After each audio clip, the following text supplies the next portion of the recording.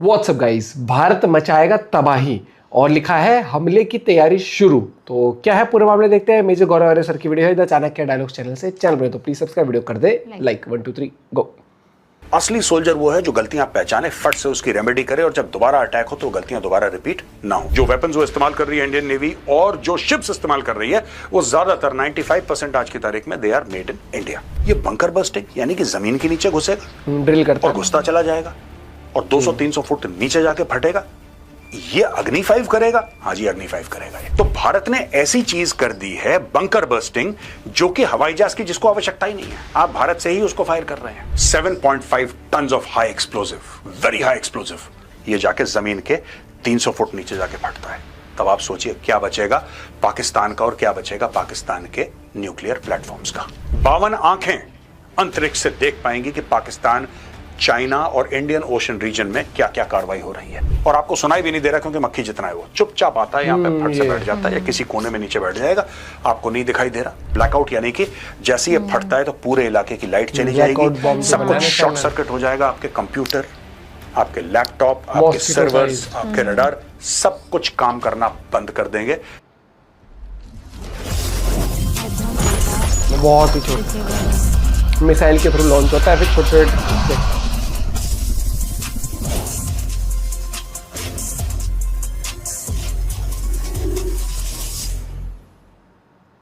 जय हिंद दोस्तों, मैं हूं मेजर गौरव आर्य और आप देख रहे हैं the Chanakya dialogues. India mission victory. दोस्तों, जब भी मैं ये चाहता हूं कि कोई नए जियोपॉलिटिक्स के टॉपिक पे बात करी जाए, अचानक ये खबर आती है, ब्रेकिंग न्यूज, कि भारत ने ये हथियार खरीद लिया, दूसरा देश ये हथियार भारत से खरीदना चाहता है और वेपन्स के बारे में आजकल बड़ी बात हो रही है और बहुत डिमांड है लोगों की कि मेजर साहब जरा ये एक्सप्लेन करिए, ये मामला है क्या, व्हाट इज दिस स्टोरी। ठीक है दोस्तों, तो अब मैं आपको बताता हूं कि कौन कौन से वेपन्स हैं जो भारत नए बना रहा है, कौन कौन से वेपन्स को मॉडिफाई कर रहा है, कौन से देश हैं जो भारत से खास हथियार की मांग कर रहे हैं कि भाई ये वेपन हमें चाहिए, आप जरा कुछ करके दीजिए इस मामले में। तो चलिए दोस्तों, उन हथियारों के बारे में आज बात करते हैं। अब दोस्तों, आज हम बात करेंगे सबसे पहले ब्राजील।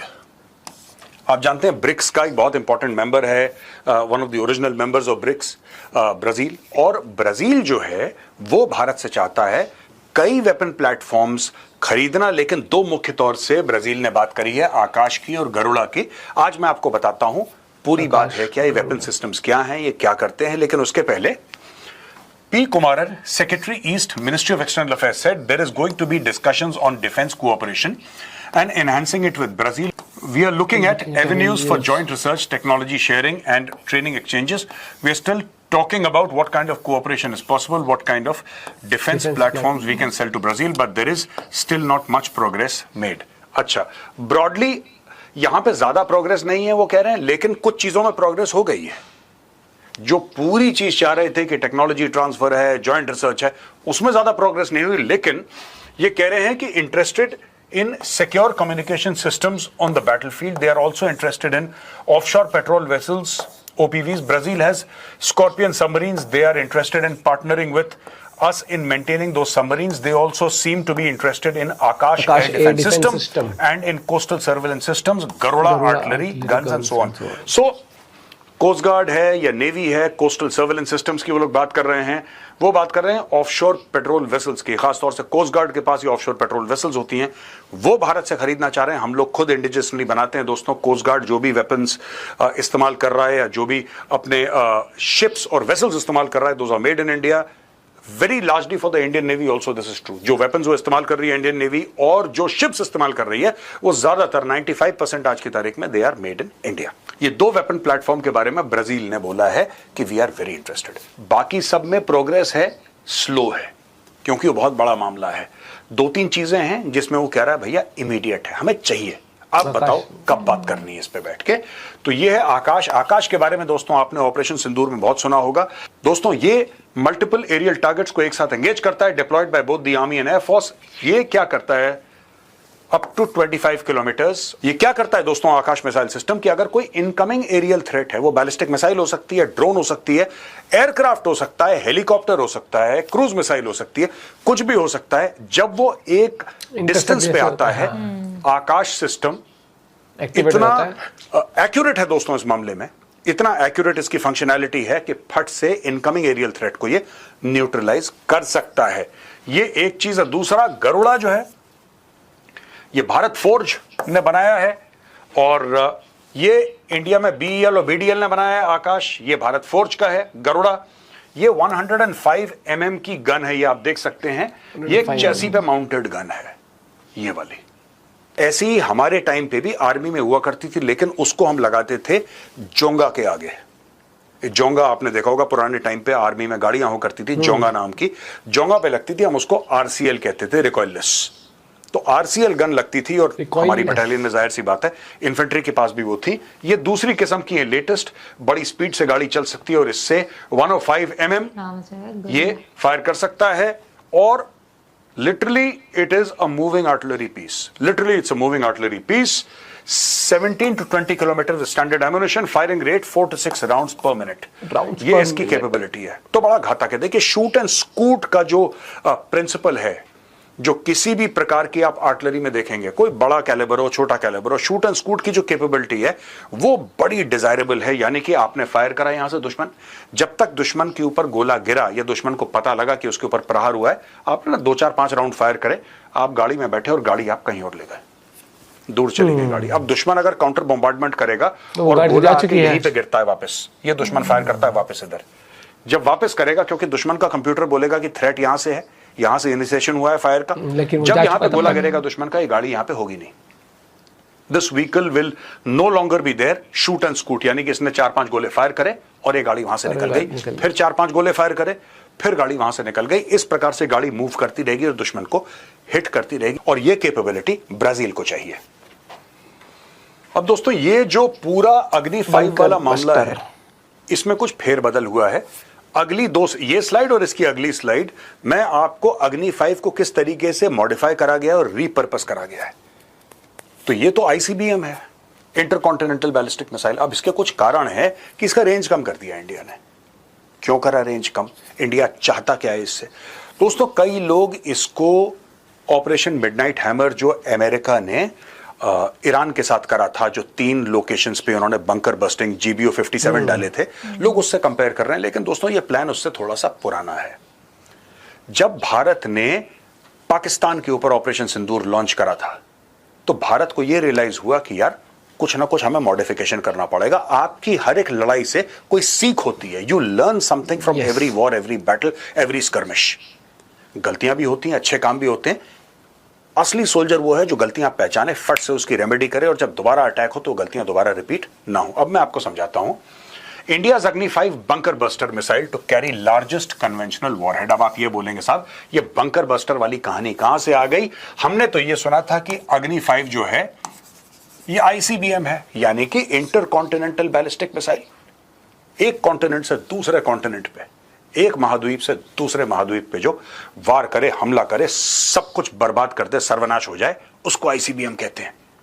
ये बंकर बस्टिंग यानी कि जमीन के नीचे घुसेगा और घुसता चला जाएगा और 200-300 फुट नीचे जाके फटेगा। ये अग्नि 5 करेगा? हाँ जी, अग्नि 5 करेगा। India developing advance bunker busting missile based on Agni 5, advance missile design to penetrate 80 to 100 meters underground. 2 variants expected to reach hypersonic speeds with 2500 kilometre range. ये रेंज की भी कहानी मैं आपको सुनाऊंगा दोस्तों। ये क्यों हुआ, भारत ने ये कदम क्यों उठाया, क्या देख के उठाया, कौन सी चीजें होने वाली थी जो अनफॉर्चुनेटली नहीं हो पाई, भारत ने किस तरीके से। मैं दोस्तों ये शब्द जुगाड़ इस्तेमाल करना नहीं चाहता, लेकिन इसमें जुगाड़ भी है। जुगाड़ इस्तेमाल नहीं करना चाहता, लेकिन ऐसा जुगाड़ करा है जो कि बिल्कुल फिट बैठ गया है। ये देखिए साहब। अच्छा, ये द एशिया लाइव की स्टोरी है दोस्तों, और ये स्टोरी है 26 जून 2025 की, यानी कि ये 4-5 दिन पहले की स्टोरी है। India's Tu-160M bomber release on brink of collapse. India's strategic bomber hopes fade as Russia withdraws Tu-160 offer amid Ukraine war pressure. अब हुआ ये है कि भारत चाहता था कि जैसे स्ट्रेटेजिक बॉम्बर है, आपने B2 के बारे में ना आपने सुना, ये जाहिर सी बात है, वो गया B2 अमेरिका से फ्लाई करा और वहां पे फोर्डो में, इस्फहान में, नतांज में उसने बॉम्बिंग करी, वापस चला गया, ये सब। तो भारत भी चाहता था। भारत ने रूस से बात करी और रूस को ऐसा बोला कि भाई हम आपसे खरीदना चाहते हैं बॉम्बर। दोस्तों, अगर आपको याद होगा, एक ऑपरेशन लॉन्च करा था यूक्रेन ने, और यूक्रेन ने ड्रोन्स के साथ वो ऑपरेशन लॉन्च करा था। ऑपरेशन लॉन्च करने के बाद रशिया के तकरीबन 42 बॉम्बर्स जब 42 बॉम्बर्स कहा जाता है कि अमेरिका की साजिश थी इसमें, तो और रशिया में अचानक सैटेलाइट इमेजेस दी होंगी। मुझे ऐसा लगता है कि उसी कारण से रशिया ने मना कर दिया होगा कि यार हमारी खुद किल्लत है, हम तुम्हें कहां से देंगे। India said we'll buy, they said fine you buy, but you know issue है, फिलहाल इशू है। So, in what could mark a significant turning point in South Asia's strategic air power equation, India's ambitious bid to lease between 6 to 8 Russian-built Tupolev Tu-160M White Swan strategic bombers appears to be unraveling, once touted as a game-changing move that would catapult New Delhi into the elite circle of nations wielding intercontinental strike capabilities. The deal is now imperiled by the grinding realities of Russia's protracted war in Ukraine. यानी कि भारत ने बोला कि 6 से लेकर 8 हम टुपोलोव 160M तुमसे ले लेंगे, और रशिया पहले खुशी खुशी देने के लिए राजी भी था। लेकिन हुआ ये दोस्तों कि जो रशिया के बॉम्बर्स बर्बाद हुए और ये सब चीजें हुई रशिया के साथ, उसके बाद रूस ने बोला कि नहीं यार, अभी हम ये आपको देना अफोर्ड नहीं कर सकते क्योंकि हमें खुद मार पड़ रही है इस वक्त। तो दोस्तों ये मैंने, आपको याद है ना ऑप स्पाइडर वेब, याद है आपको, जब एक साथ कितने 100 ड्रोन गए और उन्होंने पूरा बॉम्बर की फ्लीट को नस्तनाबूद कर दिया, बर्बाद कर दिया। स्पाइडर वेब का ये डायरेक्ट असर है ऑपरेशन स्पाइडर वेब का, कि इंडिया जो चाह रहा था उसको मिल जाए, इंडिया को नहीं मिला। इंडिया की चेक बुक तैयार थी, ये लो चेक, लाओ बॉम्बर, भाई हमारे खुद खत्म हो गए, हमें चाहिए, हमें यूक्रेन के खिलाफ चाहिए। तो ये इशू भारत के, अब भारत करे क्या? भारत को करना, भारत का प्लान पहले से चल रहा था, लेकिन भारत ने बोला कि चलो ये भी हम इस्तेमाल कर सकते हैं। भारत ने बोला नहीं यार, अब यहां पे जुगाड़ का एलिमेंट क्या था, ये जुगाड़ का एलिमेंट समझिए दोस्तों। अब दोस्तों ये कहानी हमने ली है इंडिया टुडे से, इंडियाज बंकर बस्टर। अब इंडिया को वही कैपेबिलिटी चाहिए जो अमेरिका के पास है, GBU-57, जिसको आप जानते हैं। हम भली भांति उसको आपके सामने डिटेल में डिस्कस कर चुके हैं। अब भारत को वही कैपेबिलिटी चाहिए, वही मिलेगी कैसे? क्योंकि यार एक तो आपके पास बॉम्ब है, दूसरा आपके पास हवाई जहाज है। वो बॉम्ब जो है हवाई जहाज के नीचे टंगेगा, हवाई जहाज उड़ेगा, फिर वो उसको गिराएगा, तब बम नीचे जाएगा और सब कुछ बर्बाद कर देगा। भारत के पास ऐसा हवाई जहाज है ही नहीं। इसका जो वेट है, इसका जो साइज है, भारत के पास वैसा कोई है ही नहीं एयरक्राफ्ट जो उसको उठा ले और उठाने के बाद उड़ जाए। आपको तो स्ट्रेटेजिक बॉम्बर चाहिए बड़े, जो 1-2 ले जाएं और गिरा दें वहां पे, जैसे अमेरिका के पास है और रूस के पास भी है, चाइना के पास भी है। अब ये देखिए साहब, DRDO giving Agni 5 a devastating upgrade. What is bunker buster missile? ये है क्या, ये जानते हैं। Bunker buster missiles achieve penetration through a combination of high mass hardened casing and advanced guidance systems. The new variant of Agni 5 missile is under development by the DRDO. It is reported to carry a massive 7,500 kilogram conventional warhead. Both Pakistan and China maintain fortified command centers. ये देखिए साहब, right, 7.5 ton उसके अंदर high explosive होगा, यानी कि बहुत high quality का बारूद, 7.5 टन बारूद एक मिसाइल के अंदर, राइट। और यह भी लिखा है कि both Pakistan and China maintain fortified command centres, यानी कि जो उनके कमांड सेंटर्स हैं या उनका न्यूक्लियर वाला जो भी मामला है वो जमीन के कई 100 फुट नीचे दबा हुआ है, कि ऊपर से अगर बमबारी हो तो उनको पता भी ना लगे। नुकसान तो बहुत बड़ी बात है, उनको पता भी ना लगे ऊपर क्या चल रहा है, कोई बात नहीं, हम नीचे सेफ हैं, राइट। अब भारत ने क्या करा कि जो अग्नि मिसाइल, इंटरकॉन्टिनेंटल बैलिस्टिक मिसाइल, जो भारत कह रहा है 5000 स्क्वायर किलोमीटर की है, लेकिन चाइनीज पहले बोल चुके हैं कि भारत गलत बोल रहा है, भारत का बयान झूठा बयान है। चाइनीज मानते हैं कि 5000 स्क्वायर किलोमीटर की अग्नि मिसाइल की मारक क्षमता नहीं है।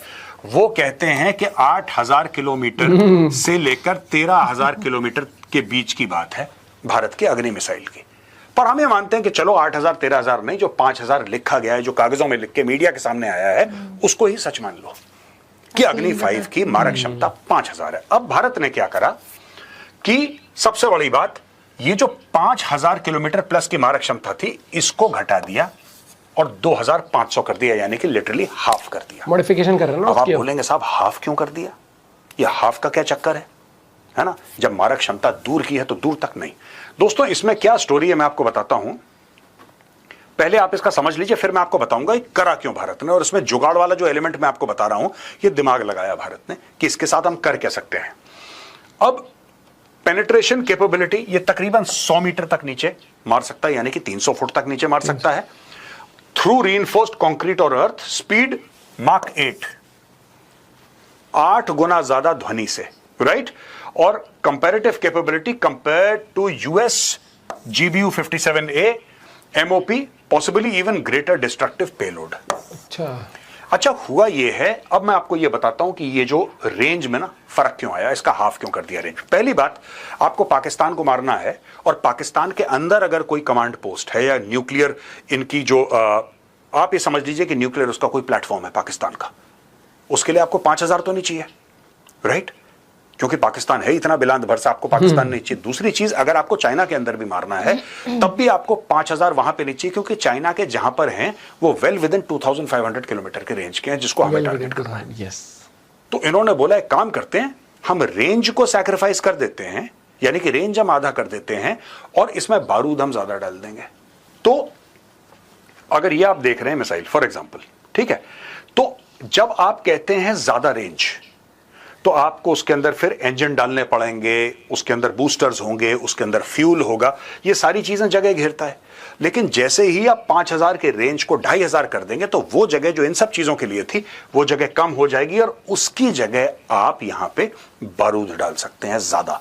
You can put more high explosives. तो दोस्तों ये जो है ये कन्वेंशनल है, ये न्यूक्लियर नहीं है, क्योंकि इधर न्यूक्लियर की आवश्यकता नहीं है। ये अपने, अच्छा इसके लिए फिर आपको कोई जहाज नहीं चाहिए कि आप रूस से कोई जहाज लें, चाहे आप लीज पे लें चाहे खरीदें, आपको चाहिए नहीं। You don't require anything. Why don't you require anything? क्योंकि ये तो इंडिया से आप बटन दबाएंगे ऊपर जाएगा, नीचे जमीन के अंदर घुस जाएगा, पेनिट्रेट करते हुए। तो भारत ने ऐसी चीज कर दी है बंकर बर्स्टिंग, जो कि हवाई जहाज की जिसको आवश्यकता ही नहीं है, आप भारत से ही उसको फायर कर रहे हैं। और भारत में भी कहां, कहीं मध्य भारत या दक्षिण भारत से आप फायर कर रहे हैं, आपको उतना जाना भी नहीं है बॉर्डर के पास, आपने दक्षिण भारत से फायर करा, पाकिस्तान के किसी भी कोने में गया, सीधा घुस गया। ये किराना हिल्स की बात देख लीजिए आप, जहां पे ये बड़ी बात हुई थी कि साहब वहां पे न्यूक्लियर लीकेज हो गया है, रेडिएशन। अब वो तो सिर्फ हमने दस्तक दी थी, हमने दरवाजा तोड़ के अंदर थोड़ा घुसे थे। इस बार जो वेपन वहां पे इस्तेमाल करा गया था, मिसाइल इस्तेमाल करी गई थी, सिर्फ हल्के से दरवाजे पे नॉक नॉक करा था, तब पाकिस्तानी इतने वहां पे हिल गए बुरी तरीके से। अब आप ये सोचिए, तो सोचो अगर ये जो कि जमीन के नीचे जाके और इतना विस्फोट लेकर अगर जाएगी और करेगी तो तहस नहस कर देगी। तो ये चीज़ है, बहुत स्मार्टली वर्क कर रहे हैं हम कि हमें बॉम्बर भी ना लेना पड़े, क्योंकि एक तो ऑलरेडी बहुत कॉस्ट पे आता है। ऑलरेडी आपके पास जो चीज़ें उन्हीं को यूज़ करके आप इस तरीके से टेक्नोलॉजी को फेरबदल करके उसको अपने कंफर्ट के हिसाब से या अपनी प्लानिंग के हिसाब से आप उसको तैयार करो कि चाइना विद इन टारगेट रहेगा, आपके पाकिस्तान भी रहेगा। जब दिक्कत आएगी या जब आपको जरूरत पड़ेगी तो आप उन ठिकानों को जड़ से ख़त्म कर सकते हो, क्योंकि इनका काम ये होगा ना, ज़मीन में जाना, वहाँ से बिल्कुल प्लानिंग करना। और ये वाली बात आ जाती है यहाँ पर फिर कि पाक क्या चाइना देखो, चाइना हमसे मिलिट्री में एडवांस है, हर एक चीज़ है, लेकिन कभी भी कोई देश नहीं चाहेगा कि अगर हम 4 मारे तो हमें कोई 2 भी मार दे। हाँ। ठीक है, वॉर आपको वॉर हार जीत नहीं लाता, वॉर हमेशा नुकसान लाता है, ये हमेशा याद रखना। आप कितने भी ताकतवर हो गए, पड़ेगी आपको भी, ठीक है, ये हमेशा याद रखना। और ये चीज़ हर एक, तभी चाइना सिर्फ कभी कभी थोड़ी सी हल्की हल्की आग दिखाता है और फिर कहता है अरे सॉरी, फिर चला जाता है वो। तो सबको पता है अपनी इकोनॉमी के साथ वो खिलवाड़ नहीं कर सकता। हथियार बनाना ये चीज़ होता है कि कोई सिचुएशन अगर आ गई लाइफ में तो हम we are ready to deal with it. पूरी मार पड़ने से बेटर है कि हम मारे, वो मारे, और फिर एक वो चीज़ होती है, फिर वो सीजवायर भी आ जाती है, हर एक चीज़ आती है, वो चीज़ अलग है। लेकिन आज के आप 20-25 साल रुक जाओ, इंडिया ना डिफेंस में इतना बड़े लेवल पर एक्सपोर्टर भी बनेगा। चीज़ें, यस, अपना पॉइंट भी शेयर कर सकते हो। Bye bye, take care.